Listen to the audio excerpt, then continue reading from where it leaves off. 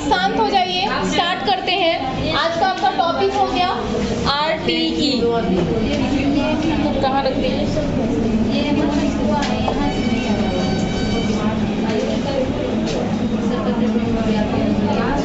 सबसे पहले जानिए कि RTE का, शांत हो जाइए, RTE का फुल फॉर्म क्या होता है? Right to education. RTE है, RTE का full form right to education. Hindi में कहते हैं शिक्षा का अधिकार अधिनियम। शिक्षा का अधिकार अधिनियम। तो यह कब लागू हुआ था? लागू कब हुआ? 1 अप्रैल 2010 को। ठीक है, ये लागू कब हुआ? 1 अप्रैल 2010 को ये लागू हुआ। ठीक है, चलिए, तो कोई भी जब एक्ट पास होता है तो उसको सबसे पहले क्या करना होता है? लोकसभा में पारित करना होता है। ठीक है, तो ये जब 1 अप्रैल 2010 को लागू हुआ तो इससे पहले क्या हुआ होगा? ये लोकसभा में पारित किया गया होगा। तो लोकसभा में पारित करने का समय क्या है? 4 अगस्त 2009 को क्या हुआ? लोकसभा में पारित हुआ और 1 अप्रैल 2010 को लागू हो गया। तो इसमें आपको 3 बातें अभी आपको बताया गया। RTE का full form right to education, जिसको हिंदी में शिक्षा का अधिकार अधिनियम भी कहते हैं। उसके बाद ये लागू कब हुआ? तो 1 अप्रैल 2010 को लागू हुआ। उसके बाद ये लोकसभा में कब पारित हुआ? तो 4 अगस्त 2009 को ये लोकसभा में पारित हुआ। ठीक है, इतनी बातें क्लियर है। चलिए, उसके बाद इसका जो RTE जो लागू किया गया तो इसके लिए कितने क्लास तक को रखा गया इस RTE के अंदर? तो रेंज है इसका, रेंज क्या है? 1 से 8, यानी कि इसमें प्राइमरी स्कूल आ जाएंगे और मिडिल स्कूल आ जाएंगे। प्राइमरी स्कूल कितने तक होते हैं? 1 to 5 और मिडिल स्कूल 6 to 8। तो 1 से 8 है तो प्राइमरी वाले स्कूल आ जाएंगे और मिडिल वाले। ठीक है, चलिए, तो रेंज कितना हो गया? 1 से 8 तक के लिए। उसके बाद है इसमें बच्चों का कुछ एज डिसाइड किया गया है कि कितने एज तक के बच्चे को इसमें रखा जाएगा RTE के अंतर्गत। तो जो जनरल स्टूडेंट है, यानी जो सामान्य बालक हैं, उनके लिए है 6 से 14 साल। ठीक है, और जो डिसेबल बालक हैं उनके लिए है कितना? 6 से 18 साल। ठीक है, जनरल स्टूडेंट के लिए 6 से 14 और जो डिसेबल स्टूडेंट है उनके लिए एज क्या हो जाएगा? 6 से 18 साल। ठीक है, असमान दिव्यांग, ठीक है, जो चलने बोलने ये सब में असक्षम होते हैं उनके लिए 18 साल तक के बालक को रखा गया है। ठीक है, RTE 2009 यह स्पष्ट करता है कि शिक्षा जो है वो बालक का मूल अधिकार है और इससे किसी भी बच्चों को वंचित नहीं किया जा सकता है। ठीक है, RTE का जो मुख्य थीम क्या था कि शिक्षा बच्चों का मूल अधिकार है और इससे बच्चों को वंचित नहीं किया जा सकता है। RTE का गठन फिर क्यों किया गया? तो जो छात्र शिक्षा से वंचित रह गए उनके लिए RTE का गठन क्यों किया गया? तो शिक्षा से वंचित छात्रों के लिए। किससे?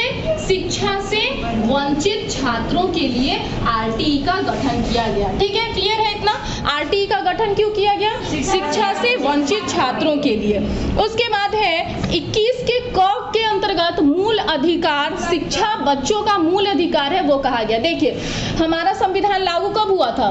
26 जनवरी 1950। ठीक है, तो संविधान लागू हो जाता है तो उसके बाद उसमें से कुछ भी हटाया नहीं जा सकता, उसमें हम लोग संशोधन कर सकते हैं। तो शिक्षा जो है वो बालक का मूल अधिकार है, वो उस वक्त नहीं कहा गया था, इसलिए 21 के क में संशोधन करके 21 के क के अंतर्गत क्या किया गया है? शिक्षा बच्चों का मूल अधिकार है, यह बात संविधान में लागू किया गया है। कौन सा अनुच्छेद? 21 का क। 21 के क के अंतर्गत कहा गया है कि शिक्षा बालक का मूल अधिकार है। ठीक है, और 51 के क के अंतर्गत कहा गया है कि 21 के क के अंतर्गत शिक्षा बालक का मूल अधिकार है और 51 के क के अंतर्गत है कि उनका कर्तव्य दिखाया गया है। किसका? अभिभावक का और शिक्षक का यह कर्तव्य है कि वो बच्चों को क्या करे, शिक्षा दिलवाए। ठीक है, मूल अधिकार और कर्तव्य में अंतर क्लियर हो गया। 51 के क के अंतर्गत क्या है, मूल कर्तव्य है, और 21 के क के अंतर्गत क्या है, मूल अधिकार है। ठीक है, यह कर्तव्य में ये कहा गया है कि अभिभावक और शिक्षक का यह मूल कर्तव्य है कि वो बच्चों को शिक्षा दें, अन्यथा वो क्या होंगे, दंडित भी हो सकते हैं। आरटी 2009 के अंतर्गत क्या प्रावधान था, तो विद्यालय प्रबंधन समिति, यानी कि विद्यालय का जो मैनेजमेंट होगा वो किस ढंग से होना चाहिए, आरटी 2009 के अंतर्गत इन सारी बातों को बताया गया है। तो आरटी 2009 के अंतर्गत जो मैनेजमेंट किया गया है, यानी विद्यालय प्रबंधन समिति के जो कार्य किए गए हैं, तो उसको दो पार्ट में बांटेंगे। क्यों, क्योंकि इसमें कितने साल के बच्चे को, 6 से 14 साल के बच्चे को रखा गया है। तो आप बताइए कितने उम्र का बच्चा रहता है तो वो 1 क्लास में जाता है, 6 साल का। तो बताइए प्राइमरी क्लास स्टार्ट कब होता है, 1 से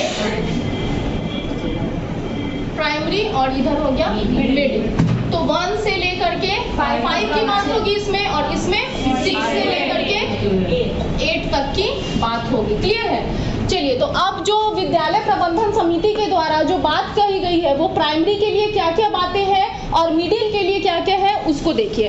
तो प्राइमरी में कहा गया है कि 800 घंटे मिनिमम क्लास चलने चाहिए एक सत्र में। एक सत्र कहने का मतलब है कि 1 ईयर में, 1 साल का जो ड्यूरेशन होता है उसमें कितने घंटे का क्लास चलना चाहिए प्राइमरी में, मिनिमम, यानी कम से कम 800 घंटे की क्लास चलेगी। उसके बाद यदि माध्यमिक स्तर यानी मिडिल स्कूल की बात की जाएगी तो 200 घंटे बढ़ेंगे 1000 घंटे। ठीक है, कितने, 1000 घंटे। प्राइमरी में कितना, मिडिल में कितना, 1000 घंटा। ठीक है, अब प्राइमरी स्कूल में 200 दिन की कार्य दिवस। ठीक है, 200 दिन कक्षा जो है वो ओपन होनी चाहिए, स्कूल ओपन होनी चाहिए। घंटा में यदि पूछेगा तो प्राइमरी में कितना, 800 घंटा। यदि पूछेगा कि कितने दिन की कार्य दिवस यानी कितने दिन स्कूल खुली होनी चाहिए तो 200 दिन हो जाएगा। उसके बाद स्टूडेंट टीचर का रेशियो कितना होना चाहिए, 30 पे 1। ठीक है, यदि 30 स्टूडेंट हैं तो कितने शिक्षक होंगे, 1 शिक्षक होंगे। किसके लिए, प्राइमरी के लिए। प्राथमिक विद्यालयों में यदि एक कक्षा में 30 बच्चे हैं तो कितने टीचर होंगे, 1। यदि स्टूडेंट की संख्या यानी नंबर ऑफ स्टूडेंट यानी 200 एवब है, यानी 200 से ज्यादा बच्चे हैं तो स्टूडेंट टीचर का रेशियो कितना हो सकता है, 40 बच्चे पे 1 टीचर हो सकते हैं। ठीक है, तो ये था आपका प्राइमरी का बात। अब आते हैं मिडिल पे। तो मिडिल जो माध्यमिक विद्यालय है उसमें टाइम ड्यूरेशन कितना होगा, 1000 घंटे एक सत्र में। ठीक है, उसके बाद कितने दिन की कार्य दिवस, 220 दिन की कार्य दिवस होगी, और इसमें स्टूडेंट टीचर का रेशियो आपका कितना हो जाएगा, 35:1। प्राइमरी में कितना था, और माध्यमिक में कितना होगा, 35:1। चलिए, इतनी बातें क्लियर है, कहीं कोई दिक्कत?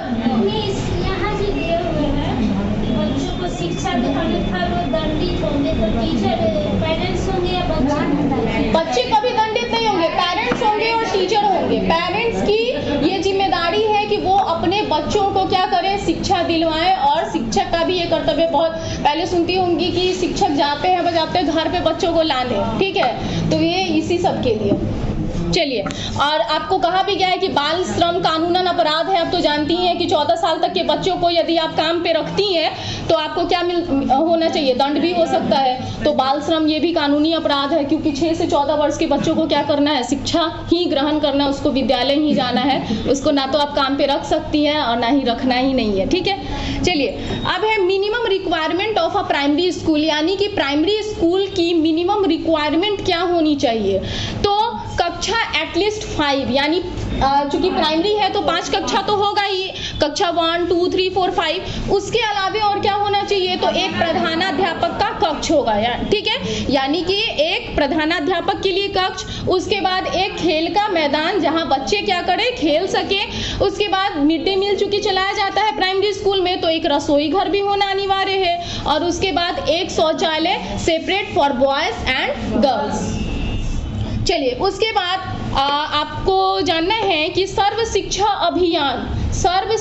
अभियान को ही 100% सफल बनाने के लिए ही क्या लाया गया था, आरटीई को लाया गया था। ठीक है, तो आरटीई 2009 लाया गया था और मध्याह्न भोजन मिड डे मील की भी शुरुआत की गई थी। किसको? सर्व शिक्षा अभियान को ही सफल बनाने के लिए। ठीक है, तो मिड डे मील आपका सबसे पहले किस राज्य में स्टार्ट किया गया था? तमिलनाडु। Very good. नेक्स्ट है आरटीई 2009 का मूल अधिकार कौन से अनुच्छेद में है? 21 के क में। और मूल कर्तव्य, तो ये दोनों ही जो मूल अधिकार है और ये मूल कर्तव्य है, दोनों को ही कौन सा संविधान संशोधन करके जोड़ा गया है? 86वां संविधान संशोधन करके संविधान में जोड़ा गया है। ठीक है, 3 वर्ष के बाद प्रारंभिक शिक्षा शुरू की जा सकती है। वैसे तो है कि बच्चे का एडमिशन तभी होगा जब बच्चे कौन से क्लास में होंगे? 6 वर्ष के होंगे तो उनका एडमिशन 1 क्लास में होगा। ठीक है, तो यदि वो 3 वर्ष का है तो उसका एडमिशन किस में हो सकता है? आंगनवाड़ी, बिल्कुल आंगनवाड़ी, या फिर आजकल जो प्ले स्कूल वगैरह खुलते हैं उन सारे में एडमिशन हो सकता है। चलिए, अब आरटीई की कुछ खामियां भी है। शांत रहिए। अब आरटीई की कुछ खामियां भी है, उसको देखिए। हमने कहा आपको कि इसमें 6 से 14 वर्ष के बालकों के बारे में बात की गई है, ये बात आपको बताएं। तो सरकार ने कितने वर्ष तक, अगर कोई बालक कितने वर्ष तक का है तो उसको बच्चे की कैटेगरी में रखा गया है? 18। सरकार ने तो ये 18 वर्ष तक के बच्चे को बच्चे की कैटेगरी, 18 वर्ष के साथ रहिए, 18 वर्ष तक का यदि कोई व्यक्ति है तो उसको बच्चे की कैटेगरी में रखा गया है। लेकिन यहाँ 6 से 14 वर्ष के बालक की ही बात की गई है। तो आरटीई की यह खामी है कि इसने 0 से लेकर के 5 और इधर 14 से लेकर के 18 तक की तो बात इसने की ही नहीं। ठीक है, तो ये इसकी क्या होगी? खामियां होगी। ठीक है, इसकी खामियां समझ में आ गया कि इसने 0 से 5 और इधर 14 से लेकर के 18 तक की बात नहीं की है।